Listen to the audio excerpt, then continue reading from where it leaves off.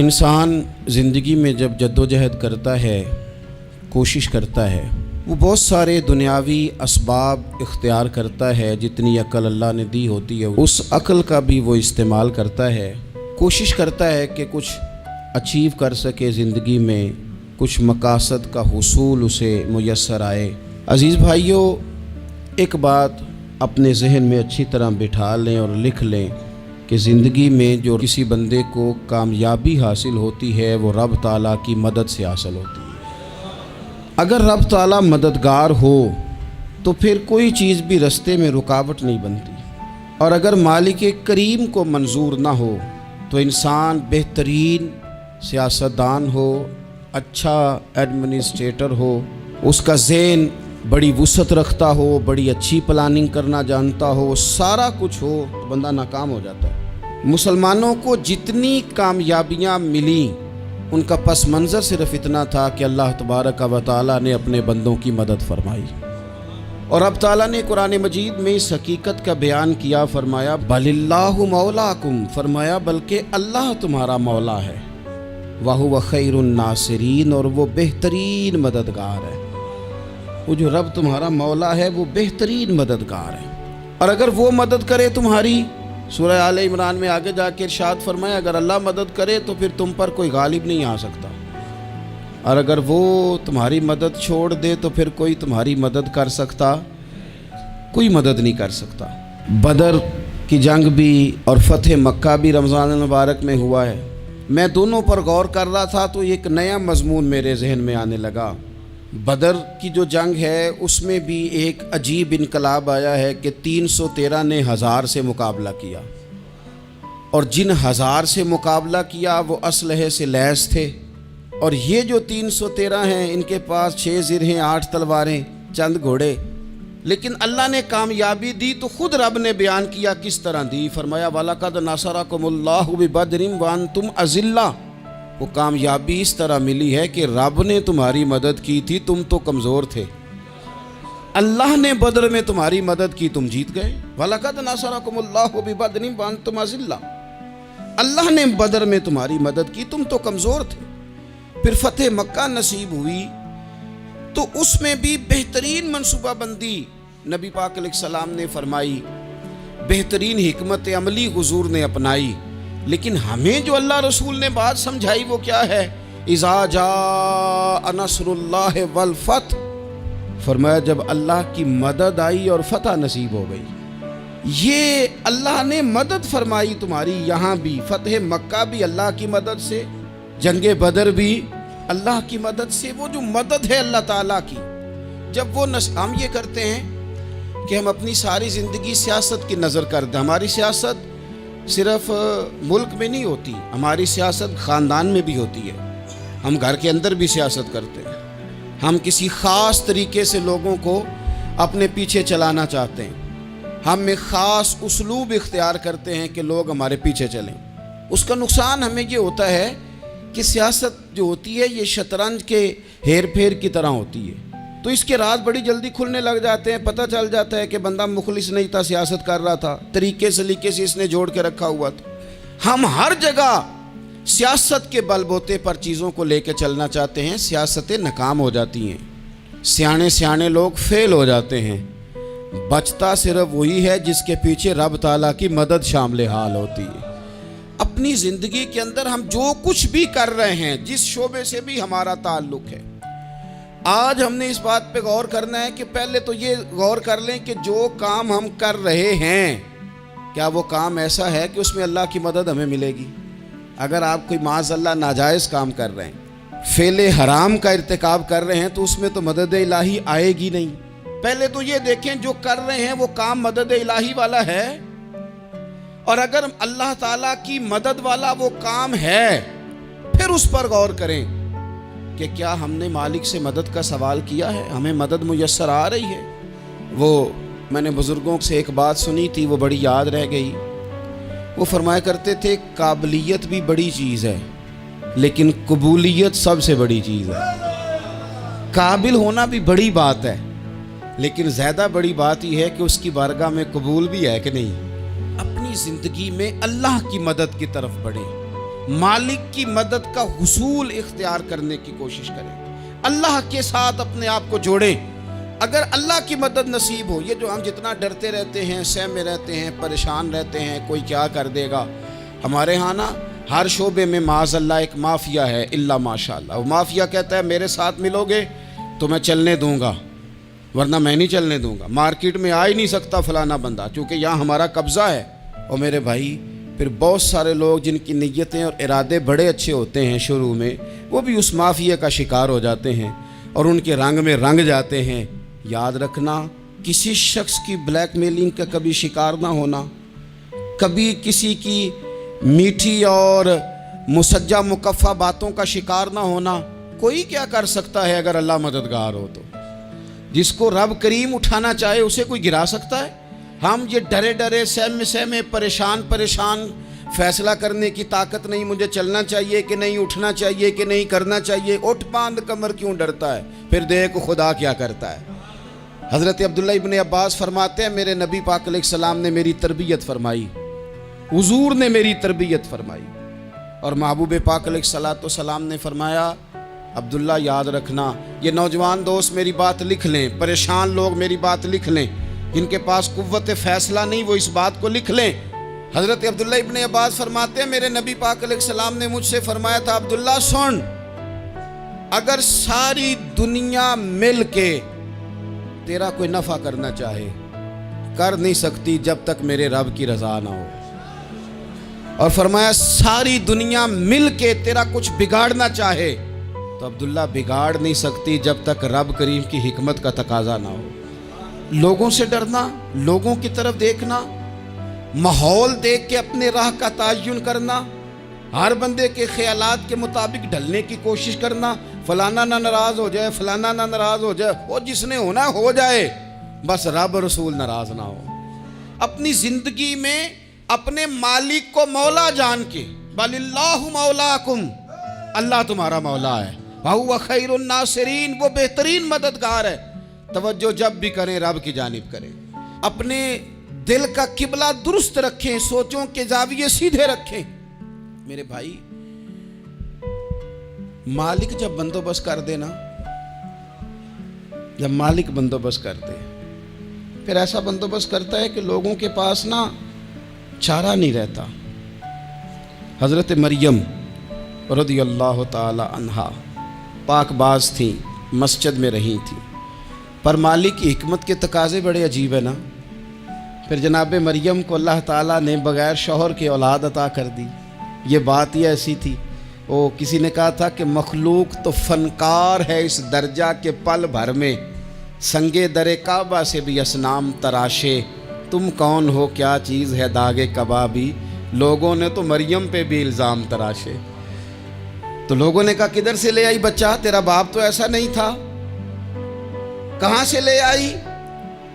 اللہ کرے میں آپ کو سمجھا سکوں، ذرا اپنے آپ کو وہاں کھڑا کریں کہ ایک پاک باز عورت، پاک باپ کی بیٹی، طیب ماں کی بیٹی، اور اللہ کے گھر میں پرورش پانے والی خاتون، ایک وہ وقت اور ایک یہ وقت کہ اس عورت کو کٹہرے میں کھڑا کر کے پوچھا جا رہا ہے کہ معاذ اللہ تیری گود میں بچہ جائز نہیں ہے، کہاں سے لائی ہے؟ اب خود سے صفائیاں بندہ کتنی کو دے، کتنی کو وضاحتیں کرے۔ اور میں نے تو اپنی زندگی میں دیکھا ہے زیادہ وضاحت دینے والے کو بھی لوگ جھوٹا سمجھنے لگ جاتے ہیں، زیادہ وضاحت دینے پر بھی لوگ کمزوری کا اظہار سمجھتے ہیں کہ کمزور پڑ گیا۔ آپ صلح کی کوشش کرتے ہیں، سامنے والا بزدل سمجھ لیتا ہے، زیادہ وضاحتیں بھی کمزور کر دیتی ہیں۔ اب حضرت مریم کو کٹہرے میں کھڑا کر کے کہا بچہ کس کا ہے؟ تو پھر خدا بندوبست جب کرے، اللہ جب مددگار ہو، تو پھر حضرت مریم کی گواہی درختوں سے نہیں دلوائی، اس نے پتوں سے نہیں دلوائی، پھر فرشتے نہیں بھیجے۔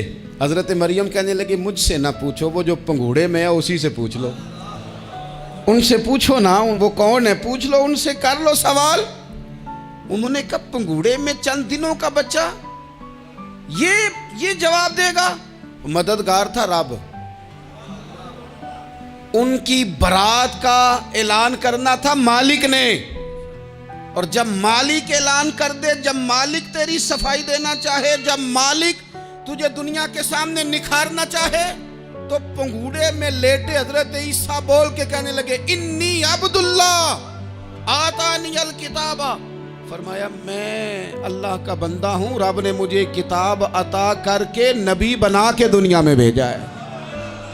मैं अल्लाह का बंदा हूँ, किताब लेके आया हूँ, नबी बन के आया हूँ। फिर पंगूड़े से ऐलान हो गया, फिर बच्चा बोल पड़ा। और ये एक दफ़ा नहीं बात हुई, ये बनी इसराइल में एक जुरैज नाम के शख्स भी थे जो नमाज पढ़ रहे थे। बाज ने लिखा है नफल नमाज थी, अम्मा ने पुकारा तो आए नहीं, तो माँ के मुंह से निकल गया तू इतनी देर तक मरेगा नहीं जब तक किसी बेहया औरत का मुंह ना देख ले। तो वो इबादत गुजार थे, लेकिन लोगों ने उनकी इबादत, रियाजत, परहेजगारी को नहीं देखा। बस एक औरत को भेज के इल्ज़ाम लगवा दिया। वो औरत आया जाया करती थी, अब आ जाती हैं औरतें, मसला पूछने की नीयत से भी आ जाती हैं। माहौल में कुछ जगह ऐसी भी हैं जहां औरतें दम कराने के बहाने आ जाती हैं। वो खातून आती जाती थी उस खानकाह पे, आस्ताने पे, ये बुखारी में मौजूद है, पर उसने कहा मेरी गोद में जो बच्चा है ये इन्हीं का है। मुझे बताएं कैसे बंदा वजाहत दे। हालात ख़राब हो गए, लोग कुटिया जलाने लगे, माहौल और तरह का बन गया। मेरे नबी पाक अलैहिस्सलाम फरमाते हैं फिर उस रब के बंदे ने कहा मालिक तू करीम है, तेरी मशीयत का तकाजा आया जो मेरी माँ ने जुमले बोले थे, पर अब मैं वजाहत देने के काबिल नहीं रहा, अब तू ही करम करेगा तो दरवाज़ा खुलेगा। तो वो चंद दिनों का बच्चा पंगूड़े में बोल के कहने लगा मैं इस दरवेश का नहीं, मैं तो फलाने चरवाहे का बच्चा हूँ, वो जो बकरियाँ चराता है। रब की मदद को पुकारें, अपने साथ अपने मालिक की मदद को शामिल करें, थोड़े रिस्क पर भी गुजारा अच्छा होने लग जाएगा। सारे लोग आपको गिराने की तदबीरें कर रहे होंगे और मालिक आपको इज्जतें अता फरमा देगा, उसकी बारगाह से हिकमत का तकाजा और हो जाएगा। हमने सारी जिंदगी लोगों को राजी करने में गुजार दी, सारी जिंदगी बुढ़ापा आ गया बच्चों को पालते, और बच्चों ने आखिरी उम्र में कह दिया अब्बा अगर कोई ढब का काम कर लेते तो आज हमारे दिन भी फिर न जाते। सारी जिंदगी गुजार दी बहन भाइयों को राजी करने में, सारी जिंदगी गुजार दी जिम्मेदारियां उठाने में। उनको 99 दफ़ा दिया, एक दफ़ा नहीं दिया तो उन्होंने कह दिया तूने तो कभी दिया ही नहीं, तू था ही नहीं। सारी जिंदगी मोहल्लेदारों, इलाके वालों को राज़ी करने में गुजार दी।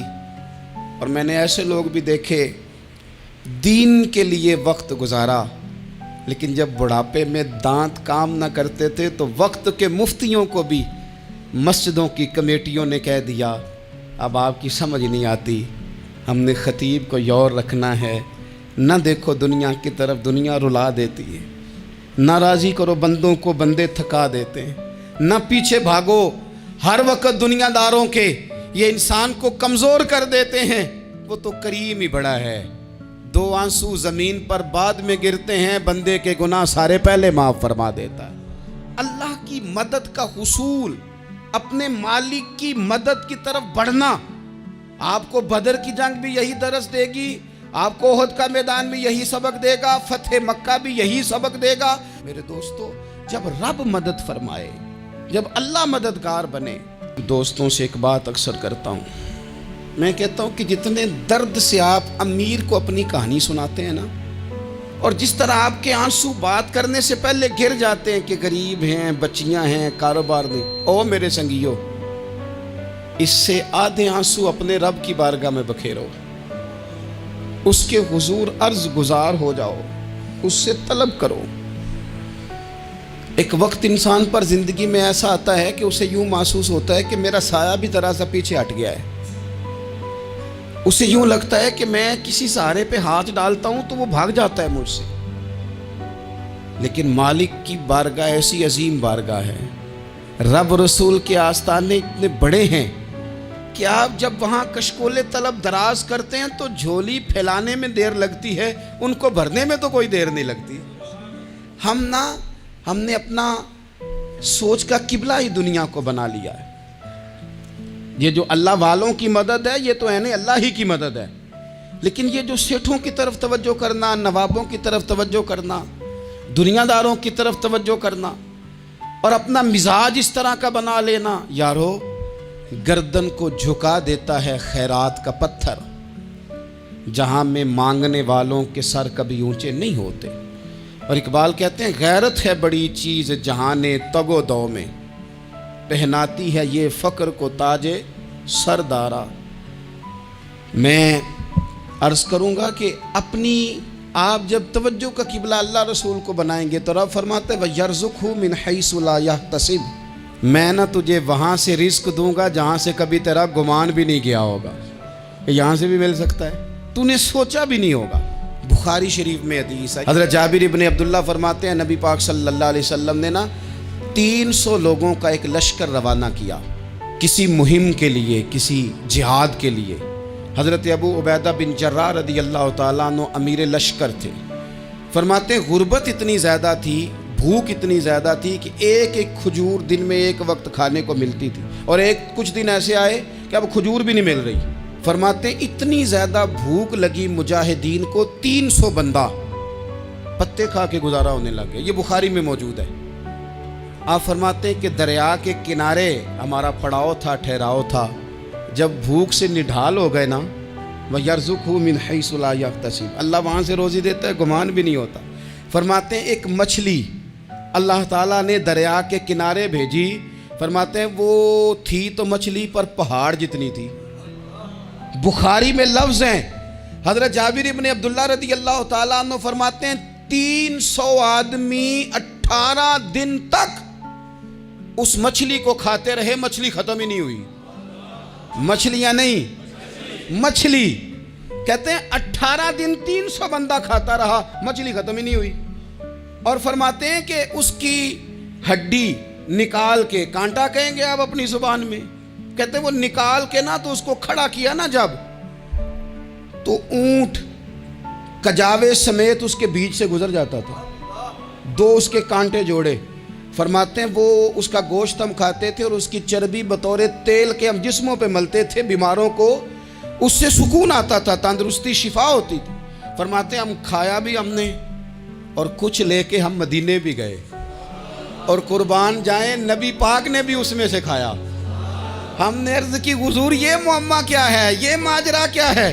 تو محبوب نے فرمایا تمہارے پاس غذا نہیں تھی، رب نے تمہارے لیے بندوبست کیا ہے، اللہ نے تمہیں دیا ہے۔ مکان شروع کر لیا ایک صاحب نے، وہ مکان بنانے لگے، آپ وہ حساب لگا رہے ہیں، کہتے ہیں میرے پاس اتنے پیسے ہیں، اتنے میں نے فلانے دوست سے کہنا ہے اس نے دے دینے، اتنے فلانے رشتہ دار سے کہنا ہے اس نے دے دینے، اتنے فلانے سے کہنا ہے اس نے دے دینے۔ یہ ساری کاپی بنا کے مکان شروع کر لیا۔ جو روز کہتا تھا نا کوئی حکم ہو جاتے 10 سب سے پہلے اس کو کہا میاں پیسے چاہیے دین، وہ کہندا ہو کل ہی منڈا ٹوریا ہے، کدے تو پرسوں 10 داتے لب جانے سن۔ میں آپ کو اپنے تجربے کی بات بتا رہا ہوں۔ جن لوگوں کا خیال ہوتا ہے نا کہ آپ سٹارٹ کریں فلانا کام، ہم آپ کے ساتھ ہیں، اللہ کا ہی کوئی نظام ہے، وہ بالکل بھی نہیں ساتھ ہوتے۔ لیکن ایسا نہیں ہے کہ کوئی ساتھ نہیں ہوتا، اللہ تعالیٰ بڑے اسباب پیدا کرتا ہے، وہاں سے دیتا ہے جہاں سے گمان بھی۔ ہمارا یہ ذہن بن جاتا ہے ہم ساری اپنے حساب سے چلتے ہیں، اتنے رشتہ داروں سے، اتنے، کون آپ کے ساتھ چلے گا؟ سوال ہی نہیں پیدا ہوتا۔ یہ سارے کام چھوڑ کے سب سے پہلے 2 رکعتیں پڑھو، اپنے رب کی بارگاہ میں، رسول کائنات کی بارگاہ میں گزارشات اور استغاثے پیش کرو، وہاں سے خیر طلب کرو۔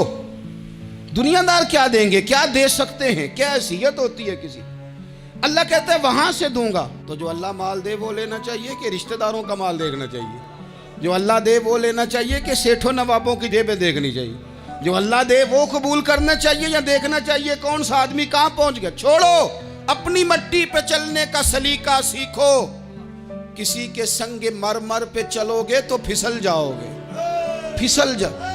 اس پر ایک اور بات عرض کر دوں، صحیح بخاری سے، مسلم سے ایک اور بات۔ کچھ چیزیں ایسی ہیں جن سے اللہ کی مدد آتی ہے، مدد ملتی ہے۔ ایک چیز ان میں سے ایسی ہے جس سے بہت مدد نازل ہوتی ہے، وہ ہے کہ جب رب آپ کو دے نا تو پھر آپ بھی اس کے رستے میں دیں، پھر مدد آتی ہے، پھر اور آتا ہے۔ بخاری مسلم میں حدیث ہے، یہ زیادہ ہی توجہ طلب امر ہے، اس پر آپ غور کریں گے۔ حضرت ابو ہریرہ فرماتے ہیں کہ نبی پاک علیہ السلام نے فرمایا ایک شخص نے بادلوں کے اندر سے آواز سنی کہ فلاں آدمی کا کھیت اور باغ خشک ہو گیا ہے، وہاں برسو اور اس کے کھیت کو سیراب کرو۔ وہ بڑا حیران ہوا کہ بادل سے آواز آ رہی۔ پھر اس نے دیکھا کہ ایک پہاڑی پر بارش ہوئی، وہ بادل وہاں برسا، پھر نالیوں سے ہوتا ہوا پانی ایک طرف چلا تو جس نے آواز سنی تھی حضور بیان کر رہے ہیں، وہ بھی پیچھے پیچھے چلا کہ پانی کدھر جا رہا ہے۔ اس نے جا کے دیکھا کہ ایک مقام پہ ایک باغ کو وہ پانی لگ رہا ہے اور ایک آدمی وہ پانی لگا رہا ہے۔ اس نے اس سے پوچھا تیرا نام کیا ہے؟ اس نے کہا کیوں؟ کہنے لگا بتا نا۔ اس نے نام بتایا تو کہنے لگا یہی تو وہ نام ہے جو میں نے بادلوں کے اندر سے سنا ہے کہ فلاں کے کھیت کو پانی دے دو۔ اس نے کہا یار تو کیا عمل کرتا ہے کہ اسپیشل تیرے لیے بارش برسے؟ یہ بخاری پڑھ رہا ہوں، سیاستہ سے حدیث عرض کر رہا ہوں۔ اس سے پوچھا تو کیا کام کرتا ہے کہ جناب اللہ تبارک و تعالیٰ کا حکم کرم آیا کہ خاص تیرے لیے پانی برسے اور تیرے کھیت کو سیراب کرے؟ تو اس نے کہا چھوٹا ذمہ دار ہوں، پر جب فصل اگتی ہے تو 3 حصے کرتا ہوں۔ ایک حصہ اپنے بال بچوں پہ، بہن بھائیوں پہ خرچ کرتا ہوں، ایک حصہ پورا، اور ایک حصہ دوبارہ کاشتکاری پہ لگاتا ہوں، اور تیسرا حصہ خالص میں نے مسکینوں، یتیموں اور غریبوں کے لیے رکھا ہوا ہے۔ وہ جو تیسرا حصہ اللہ کرے آپ سمجھے، وہ رب کے بندوں پہ تیسرا حصہ خرچ کرتا ہے نا، تو کریم مالک نے فرمایا جہاں سے غریب کا حصہ جاتا ہے وہ کھیت خشک نہیں رہنا چاہیے، وہ جہاں سے مسکین روٹی کھاتے ہیں وہ خشک نہ رہے، جہاں سے یتیموں کو کچھ آتا ہے کہیں اس کی فصل رہ نہ جائے۔ میں اور آپ بھی اگر اپنے مال میں مسکینوں، یتیموں، غریبوں کے حصے رکھ لیں گے تو فصلیں خشک نہیں رہیں گی، ان کے اندر تازگی آئے گی، نور آئے گا، کرم آئے گا، خاص کر خدا کی رحمت برسے گی۔ مدد اللہ سے چاہیں، اپنی توجہات کا مرکز رب رسول کی ذات کو بنائیں، پھر آپ محسوس کریں گے کہ بڑی جلدی اللہ تعالیٰ کی مدد آنے لگی ہے۔ کبھی آپ صرف کہہ دیں نا میرا رب میرے ساتھ ہے، اس لفظ میں اتنی طاقت ہے کہ دشمن ویسے زیر ہو جاتا ہے۔ زندگی میں کسی سے بھی لڑائی ہو اچھی طرح سوچ لیں کہ اللہ اس طرف ہے یا اس طرف ہے۔ اگر آپ زیادتی پہ ہیں تو پھر رب مظلوم کی جانب ہے۔ اگر اللہ کی مدد آپ کے ساتھ ہے تو دنیا کی کوئی طاقت آپ کو گرا نہیں سکتی، اور اگر آپ مظلوم کے مقابلے میں ظالم بن کے آپ کھڑے ہو گئے ہیں اور آپ نے رویہ وہ اختیار کیا ہے کہ جس میں مدد نہیں آئے گی، تو پھر یاد رکھ لیں کہ آپ کوئی بھی ہیں، کہاں بھی ہیں، آپ کمزور ہیں۔ طاقتور تھے ابتدائے اسلام میں، ظاہری طاقت تھی کفار مکہ کے پاس، وہ ڈنڈوں سے مارتے تھے غریبوں کو، ان کے ہاتھوں میں ڈنڈے تھے، پر خدائی طاقت ان مظلوموں کے ساتھ تھی۔ صاحب زرقانی نے لکھا ہے حضرت زنیرہ رضی اللہ تعالیٰ عنہ ایک لونڈی ہیں، غریب ہیں، ماڑے دا کی کام محمد نس جانا یا رونا، غریب سادی بی بی اور لونڈی کنیزہ، ایک مشرک کی کنیزہ تھی، انہوں نے کلمہ پڑھ لیا، وہ ڈنڈوں سے مارتا، دروں سے مارتا، تکلیف دیتا۔ حضرت زنیرہ رضی اللہ تعالیٰ عنہ کو اتنا مارا، اتنا مارا۔ اب آپ ایک اور پہلو پر بھی غور کریں، مار بھی پڑ رہی ہے پر خدا ادھر ہی ہے، اللہ کی مدد ادھر ہی ہے۔ رب کہتا ہے کہ پہلے تو صبر کرنا، ان اللہ مع الصابرین، تو صبر کرے گا تو پھر رب کی معیت ملے گی، ذرا ٹھہرنا، تو تھوڑا ڈٹنا۔ ان الذین قالوا ربنا اللہ ثم استقاموا تتنزل علیہم الملائکہ، تو کہے اللہ میرا رب ہے، پھر تو پہلے ڈٹ، پہلے تو نے ڈٹنا ہے۔ ثم استقاموا، جو ڈٹ گیا، تتنزل علیہم الملائکہ، ڈٹنے والے کے لیے مدد آتی، پہلے تھوڑا ٹھہرنا پڑتا ہے، پہلے تھوڑا صبر کرنا پڑتا ہے، حوصلہ کرنا پڑتا، اس کے بعد مدد آتی۔ مار پڑ رہی ہے، مارا جا رہا ہے حضرت زنیرہ کو، ان کا مالک جو ہے ظاہری آقا وہ مار رہا ہے، یہ کنیزہ ہے، اتنا مارا، اتنا مارا، ان کی بینائی چلی گئی، نظر آنا بند ہو گیا۔ ابو جہل آیا اور کہنے لگا زنیرہ دیکھا نا ہمارے بت تیری آنکھیں لے گئے، معاذ اللہ، لات و منات ہمارے بتوں نے تجھے اندھا کر دیا۔ اب ایسا نہیں ہے کہ بی بی روتی جا رہی ہے، روتی جا رہی ہے، مایوسی مایوسی، معاذ اللہ، پریشانی، غریبی بڑی ہے، پوچھنے والا کوئی نہیں، یہ باتیں نہیں۔ کیا جملے ہیں خاتون کے، کیا لفظ ہیں۔ ابو جہل نے تنزیہ کہا، معاذ اللہ، کہنے لگا دیکھا نا ہمارے بتوں نے تجھے اندھا کر دیا۔ تو جناب زنیرہ آنکھوں کی بینائی گئی ہے، رات کو گئی ہے، دکھ ابھی تازہ ہے، لیکن اللہ پہ جو توکل ہے، اپنے مالک سے جو رشتہ ہے، وہ اتنا مضبوط ہے، اتنا طاقتور ہے، اس میں اتنی گہرائی ہے کہ حضرت زنیرہ بول کے نا اتنی قوت سے بولی، اتنی طاقت سے بولی کہ پورے کفر پر لرزہ طاری ہو گیا۔ فرمانے لگی تمہارے بتوں کی کیا اوقات ہے کہ میری بینائی لے جائیں؟ یہ میری رب کی حکمت کا تقاضا ہے۔ جب تک اس نے چاہا زنیرہ دیکھتی رہی، اور جب اس نے چاہا زنیرہ کی آنکھوں کی بینائی چلی گئی، اور اگر وہ چاہے گا نا تو بینائی واپس بھی کر دے گا۔ اگر ہو ذوق یقین پیدا تو کٹ جاتی ہیں زنجیریں، اگر وہ چاہے گا تو بینائی آ بھی جائے گی۔ حضرت زنیرہ نے رات کو یہ لفظ کہے، ابو جہل اور سارے کفار ڈر کے سن کے چلے گئے۔ آپ اطمینان سے آ کے بستر پہ سوئی، جب سویرے اٹھی تو اللہ نے آنکھوں کی روشنی واپس کر دی تھی۔ آنکھوں کی اب چھڑی پکڑی ہے، بازاروں میں گھومتی ہیں، کہتی ہیں بلاؤ کدھر ہے تمہارے نعت و منات، دیکھو میرے رب نے روشنی واپس کر دی۔ آ کر میرے ساتھ ادھر آ، ستمگر ہنر آزمائیں، تو تیر آزما ہم جگر آزمائیں۔ بیمار لوگوں یاد رکھو، کہہ دیا ڈاکٹر نے کہ تو بڑا بیمار ہے، تو بڑا کمزور ہے، یہ ہو گیا وہ ہو گیا، تو ڈاکٹر اپنے علم کے مطابق بات کر رہا ہے، ہوگا تو وہ جو میرا رب چاہے گا۔ کمزور ہو جانا، پریشان ہو جانا، تکلیف میں آ جانا، پتہ نہیں بات ہو گئی ہے تو جانے کیا ہو جائے گا۔ اپنی زندگی کے اندر اپنے رب سے رشتہ مضبوط کریں، رسول کائنات سے رشتہ مضبوط کریں، اللہ والوں سے رشتہ مضبوط کریں۔ حضرت زنیرہ نے پیغام دیا کہ زندگی میں جو جینا چاہتے ہیں تو وہ رب کا نام لے کے جی سکتے ہیں، جو اپنی زندگی میں خوشیاں دیکھنا چاہتے ہیں تو رسول اللہ کے نام پر خوشیاں دیکھی جا سکتی ہیں۔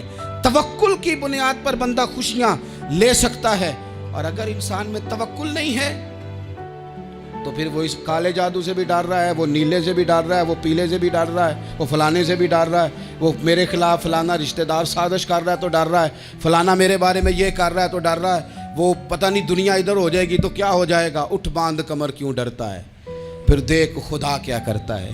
تو اس ساری گفتگو کا نچوڑ آپ کو یہ عرض کیا ہے، سب سے پہلے تو یہ کہ میدانوں میں مدد بھی اللہ کی، رزق میں مدد بھی اللہ کی، فصلیں خشک ہوں تو مدد پھر بھی اللہ کرے، تو پھر ساری مدد، اور اگر انسان بیمار ہو تو پھر بھی مدد اللہ کی۔ تو اپنے اللہ کی جانب توجہ کو بڑھائیں، آپ اللہ